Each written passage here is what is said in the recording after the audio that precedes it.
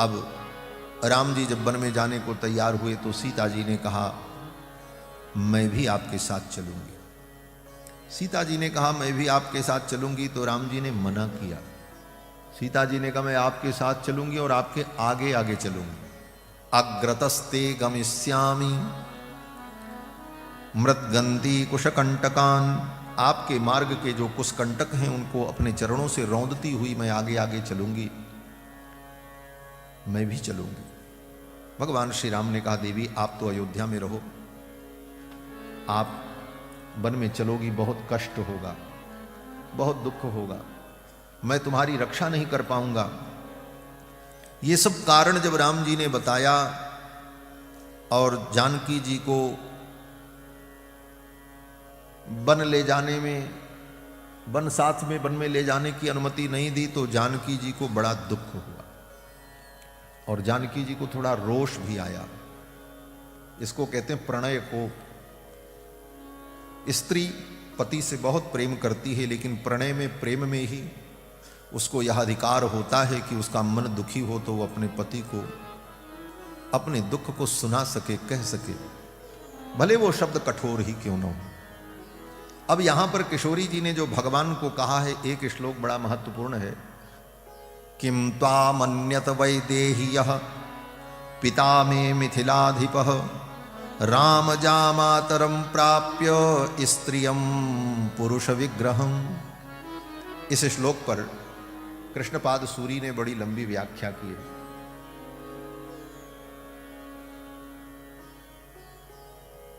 श्री जानकी जी राम जी से कहती हैं बड़े रोष में, आप मेरी रक्षा नहीं कर सकते, आप मुझे अपने साथ नहीं ले जाओगे। इसका परिणाम क्या होगा मालूम है? किम त्वामन्यत वैदेह्यः पिता में मिथिलाधिपः, मेरे पिता आपको क्या समझेंगे। किम, यहां वो किम प्रश्नवाचक नहीं है,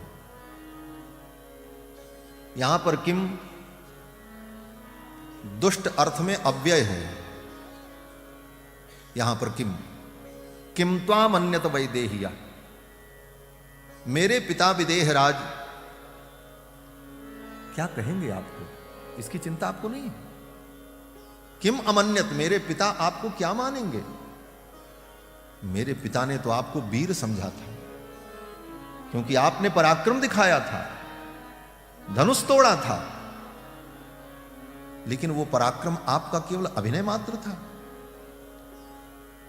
मेरे पिता आपको क्या कहेंगे इसकी परवाह नहीं है आपको। आप मेरा भरण पोषण नहीं कर सकते, आप मुझे ले नहीं चल सकते, मेरी आप रक्षा नहीं कर पाओगे। मेरे पिता को देखो, मेरे पिता कौन है? वैदेहः, विदेह हैं, ज्ञान मार्गी हैं, लेकिन इसके बाद भी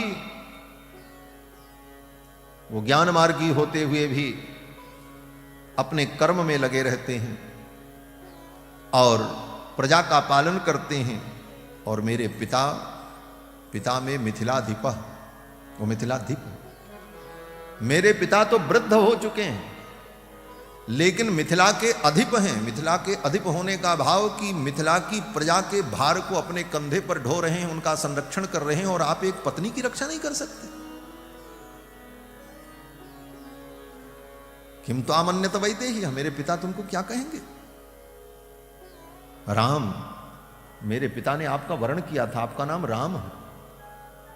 राम जो सबको आनंद दे, रमयतीति रामः, और आप मुझे दुखी कर रहे हैं, अपनी पत्नी को, उस पत्नी को जिस पत्नी ने सदा आपका अनुगमन किया। सीता जी कहती हैं मेरे पिता ने कन्यादान करते समय यही कहा था, इयं सीता मम सुता सहधर्मचरितव, सहधर्मचरितव, आपके सब धर्मों में मैं साथ रहूंगी। अगर आप वन गमन को अपना धर्म मानते हैं तो यह धर्म आप मुझे छोड़ करके अकेले नहीं कर सकते। क्या वो वाक्य भूल गया? राम जामातरम, यहां जामातरम शब्द का बड़ा सुंदर भाव कृष्णपाद सूरी ने दिया है। किशोरी जी कहती हैं आप मेरे पिता के जमाई हो, तो क्या उसी अर्थ में आप जमाई हो? बोले किस अर्थ में? बोले जामाता तो ग्रह के समान होता है, जामाता दशमो ग्रह। ये साहित्य का वचन है। 9 ग्रह तो आपने सुना ही है, सूर्य, चंद्रमा, मंगल, बुध, बृहस्पति, शुक्र, शनि, राहु, केतु, नवग्रह। लेकिन 10वां ग्रह अगर कोई होता है तो वो दामाद होता है, कंवर जी होते हैं, जमाई होते हैं, जामाता होता है। ग्रह से कम नहीं होते ये।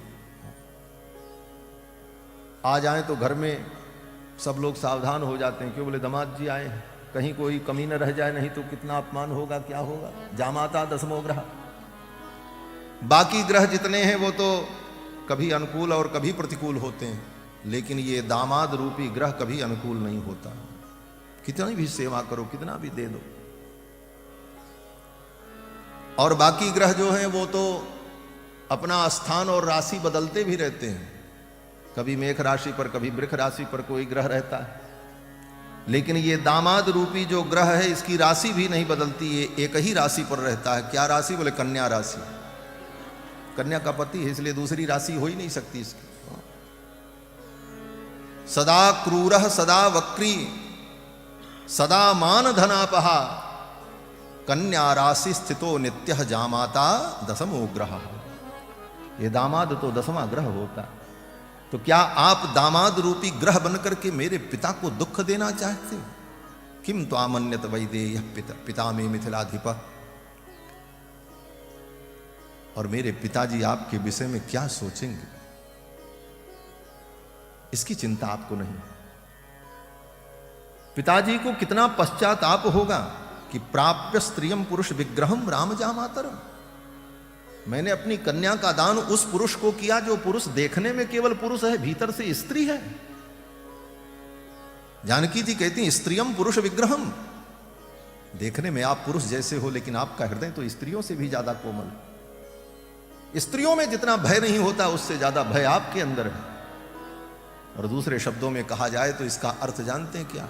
स्त्रियम पुरुष विग्रहम का मतलब शरीर तो पुरुष का हो, लेकिन भीतर से भाव स्त्री का हो, अर्थात नपुंसक। जानकी जी कहती हैं आप इतने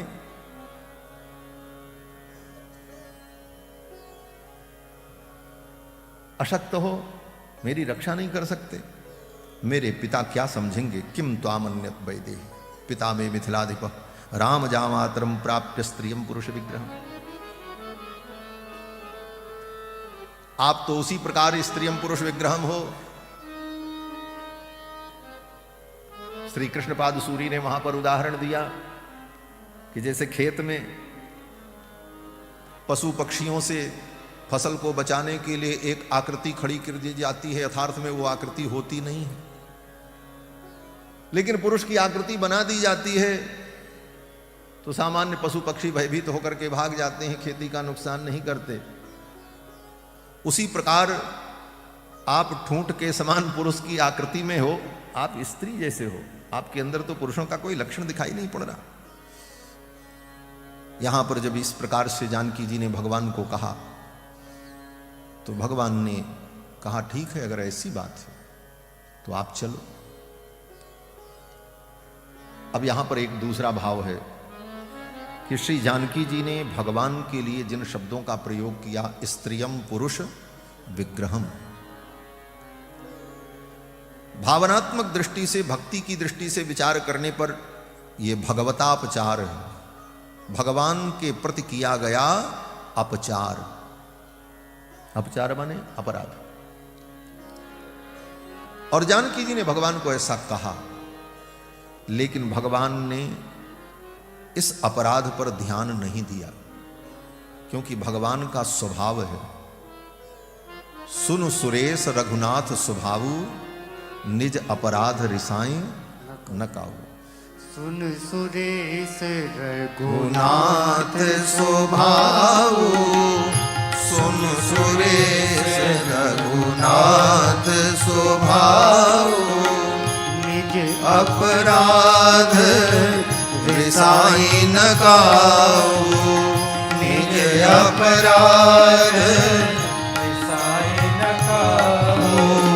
सुन सुरेश रघुनाथ स्वभावु सुन सुरेश रघुनाथ स्वभावु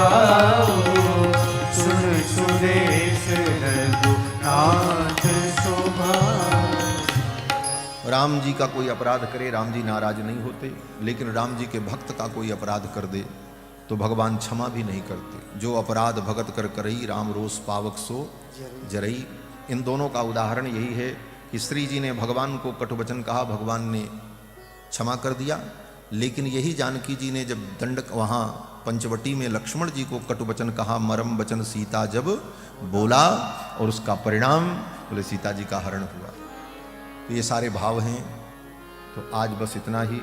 मैं तो घड़ी देखना ही भूल गया महाराज, अभी तो 10 मिनट बचे हैं, इसलिए बस अब जानकी जी को भी भगवान ने साथ में चलने की अनुमति दे दी। अब लक्ष्मण जी को भी अनुमति मिल जाएगी, फिर तीनों वन की यात्रा पर चलेंगे। आगे की चर्चा कल करेंगे। श्री सीतारामचंद्र भगवान की जय, श्री हनुमान जी महाराज की।